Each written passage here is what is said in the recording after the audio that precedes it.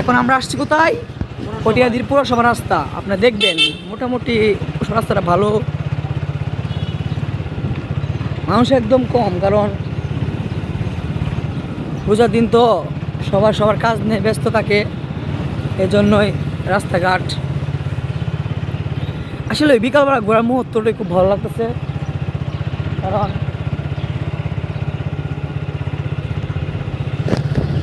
আমার বন্ধু ড্রাইভিং করছে মনোযোগ দিয়ে, কারণ যদি সামনে কোনো অ্যাক্সিডেন্টের পথ হতে পারে, এই জন্য মনোযোগ দিয়ে ড্রাইভিং করছে। এই যে আমাদের পুরসভা, কটিয়াদি পুরসভা রাস্তা দেখছেন, কটিয়াদি পুরসভা রাস্তা পিছন দিয়ে দেখাচ্ছে আপনাদেরকে, সামনে দেখাবো সামনে গিয়ে। দেখছেন পুরসভা রাস্তাটা অনেক সুন্দর, মানুষ নাই, পুরসভা আছে, বুঝছেন?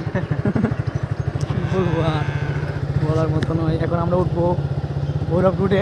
কোন দিকে? কোনে বাস স্ট্যান্ড চলবে? বাস স্ট্যান্ড চলে যাবো রুটে উঠে। এবার কটিয়াদির বাস স্ট্যান্ডের দিকে আমরা রওনা হচ্ছি। আপনারা দেখেন এখন মেন রোডে আসছি, বুঝছেন? এরা মনোযোগ সহকারে রাস্তাটা দেখবেন। রোদ্র তো না, এই যে আলু আপনার তো ক্লিয়ার হচ্ছে না। মোবাইলটা তো দামি নয়, রিয়েলমি 85 দিয়ে আমরা ভিডিও করছি। সামনে রেস্টুরেন্ট, রেজিক, আমাদের কামারকোনা মোড় রেজিক রেস্টুরেন্টটা খুব সুন্দর। এই জন্য আমাদের এমা শোরুম, পারভেজ মোটরস, এই যে আমাদের যাতায়াত বাস। কিন্তু এখন আমরা যাচ্ছি কোথায়? কটিয়াদি বাস স্ট্যান্ড।